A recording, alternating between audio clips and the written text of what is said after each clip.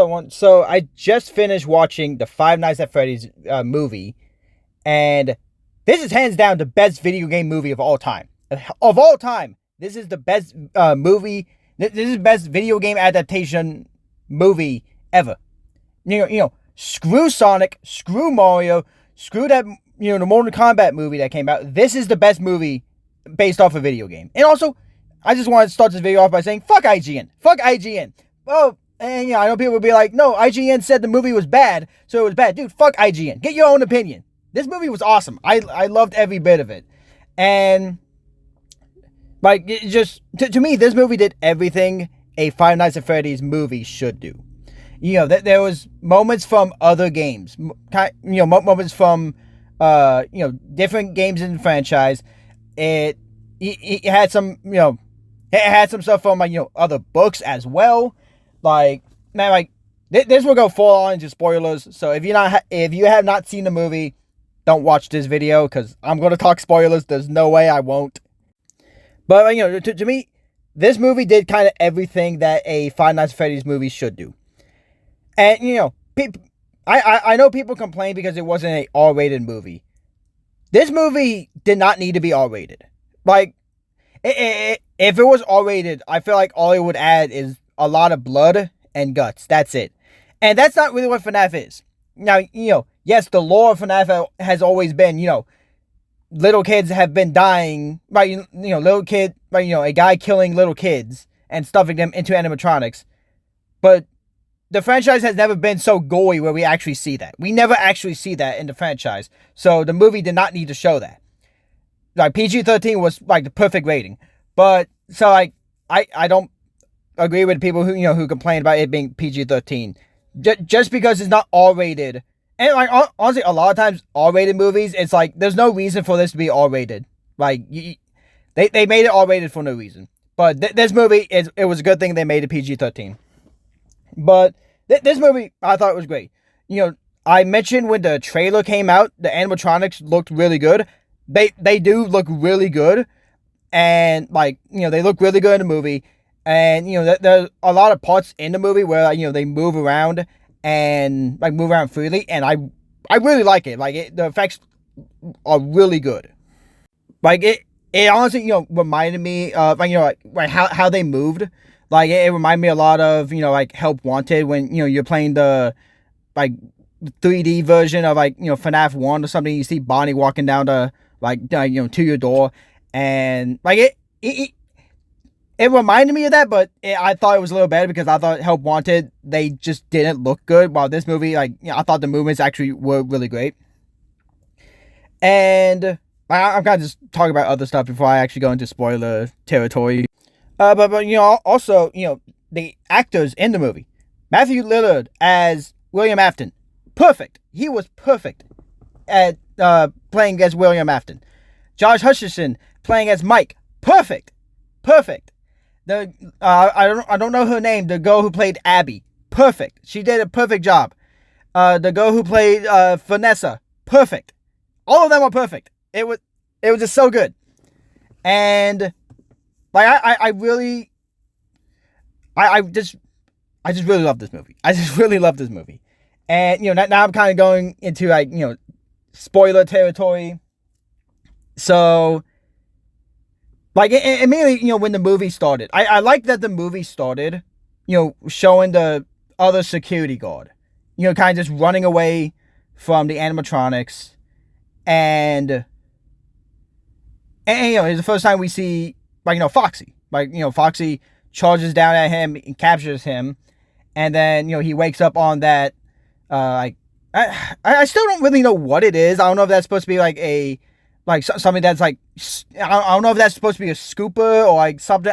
I don't know exactly what it is, but it shows what happened to the previous security guard, which I personally wish was Phone Guy. Like I wish it was like that was Phone Guy. But nah, instead it was just like some random security guard, which I was actually kind of disappointed about that. There is no Phone Guy in this movie, which is like, come on, dude. Like, I feel like Phone Guy enough has completely been forgotten, but come on, we need Phone Guy back. But either way, I thought that was like, a perfect beginning to the movie. And then Like the first scene, it was like the first scene right after the very beginning. It's like it's just a shot of a book, and on the book is Dream Theory. I saw that. I immediately just went fuck off. Like I'm sitting there. I just go, oh fuck off, Scott. Like come on. And you know, I knew right away. I was like you know, I just saw Dream Theory. I was like, FNAF 4. Come on, Scott. I hate that theory enough. Stop bringing it up. And throughout the entire movie, that book showed up. That entire movie, the book, like, with the name Dream Theory on it, it just kept showing up over and over again. I'm just like, Scott, stop with the Dream Theory. I did not like it when FNAF 4 came out. I still don't. I didn't like it when FNAF 4 came out. I didn't like it when you basically just did it again with Help Wanted, but changed the word dream to game. Like, stop bringing up game, like, Dream Theory. Just stop it. And it wasn't just, it wasn't just, hey, this is just a book that Mike is reading. No. I knew because this is FNAF. I was like, no, Scott, no, don't do that. No. But yeah, you know, that was like the first shot. And then, like, you know, it goes into, like, you know, why Mike doesn't have a job, why he needs to work at Freddy's. And, like, you know, another, this was actually one thing that was actually spoiled for me before I even watched the movie because of just YouTube and, like, notifications or anything like that. So, there's a scene where, and I'm skipping, like, big parts of the movie right now. But, like, you know, there's a scene where the babysitter, I totally forgot her name, but, you know, the babysitter and, like, you know, her family and the aunt are talking in a, like, diner. And then MatPat from Game Theory shows up. And I you know, at first, I had two reactions right away. I went, oh, that's awesome. MatPat's in this. And then he was, and you know, then he's saying, like, lunch is the most important meal today.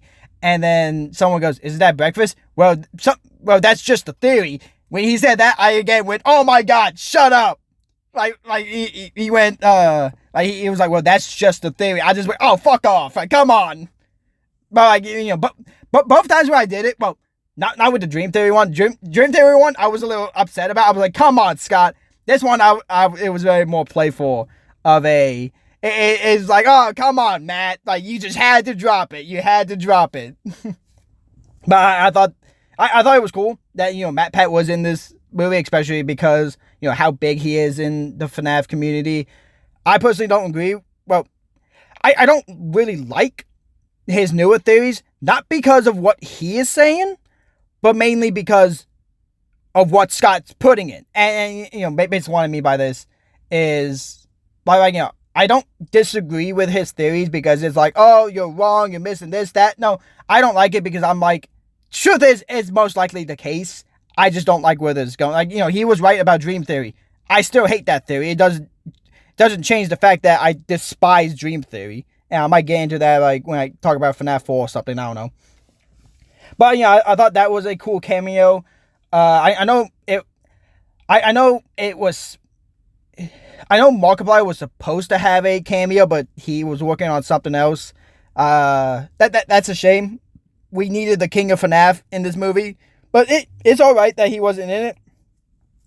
And Corey, like, you know, another big YouTuber who I don't really watch, but, like, you know, he was the taxi driver later on in a movie driving Abby and Freddy, you know, over to Freddy Fazbear's Pizza, which that's actually something I was kind of disappointed about. There's no Golden Freddy in this movie. And, you know, again, I'm jumping from thing to thing. I'm not really, like, I'm jumping from one thing to the next. I'm not really just going through the movie. But there was no Golden Freddy in this movie, which I was very, I wasn't very disappointed, but I was, like, shocked. I was like, whoa, no Golden Freddy? Like, Golden Freddy is, like, a big part of the lore. But like, it was still fine. I was just shocked by it. I loved the Springtrap reveal. When Springtrap came out, that was one of the best reveals ever. You know, just him coming out, and you know, he's kind of walking like an animatronic, but you can still see that, you know, he's human. And then he gets shocked by Mike's taser, and he just laughs. He's like, that doesn't work on me. Dude, Matthew Lillard did a perfect William Afton. And that Springtrap was just perfect. That Springtrap outfit and just Springtrap, when Springtrap showed up, it was perfect. And I really love that the movie ended off with it ended with the Springtrap with the Springlock failure of FNAF 3. The movie ended with the ending of FNAF 3, where the William Afton, the purple guy, gets killed by the Springlock failures, and he says his line, "I always come back," which I do think that was probably Matthew Lillard's like. It was one of the lines where it was like, okay, that kind of feels forced, but it was still like a good line. It was still a good line, but it did feel kind of forced in, honestly. But I love that it had the ending of FNAF 3. It had the bite of 83. During the bite of 87. When again, I don't remember her name. I just watched this movie, but the babysitter is looking into Freddy's mouth because she's got lured over there by the ghost who possessed Freddy, by the kid who possessed Freddy. Which by the way, the whole time they were luring her away, I was thinking, FNAF 3 gameplay right there. FNAF 3 gameplay, luring luring the animatronic away with the voice, and that's all I was thinking. But she goes over there, and then she gets pulled into Freddy's head, and then the bite happens, and she gets split in half. And it's like when that happened, I was like, oh my god, that was the bite of 87. That's the bite of 87. FNAF 4 right there. And I know it's FNAF. I know it's bite of 83, but Markiplier meme. But I was like, FNAF 4 right there. And then there was like this other animatronic, like old Springlock that that they used to show off the Springlock failures and everything, like before the ending, to foreshadow it. And it looked a lot like one of the covers of the Fazbear the Fazbear Frights novels. Like it actually looked like an exact copy of one of the covers, like one of the animatronics on the covers.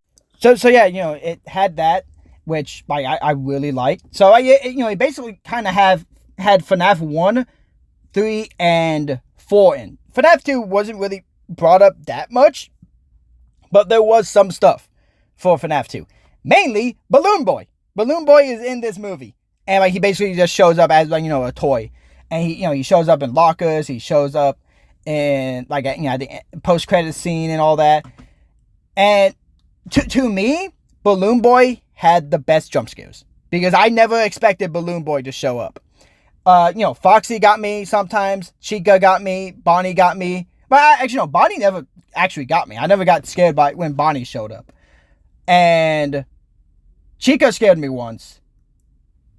I think Freddy scared me too, but Balloon Boy was mainly where I got scared. Balloon Boy was where most of the time I got, where a jump scare actually happened. And I every time I was like, Balloon Boy, you're just as annoying as you are in FNAF 2. You're just as annoying. But yeah, that movie was great. That movie was great. And Josh Hutcherson as Mike, as Mike Smith, he was perfect. He was perfect. He played that role perfectly. Dude, I can't wait for the movie to come out on DVD, because I'm buying it right when it comes out on DVD. I'm buying it right away. This movie was so good, and people. This is coming from a guy who, me personally, I think every live action or really just any movie or TV show based off a video game is bad. The Halo show is awful. The Last of Us show is awful. I personally think the Sonic movies weren't that good. The Super Mario movie was not good. The Mortal Kombat movie was not good. The one all the way back, made back in the 90s, that one's okay. I'm like, okay, that's okay, but I still wouldn't say it's great or even that good. I'm just like, it's funny to watch, but I wouldn't say it's good.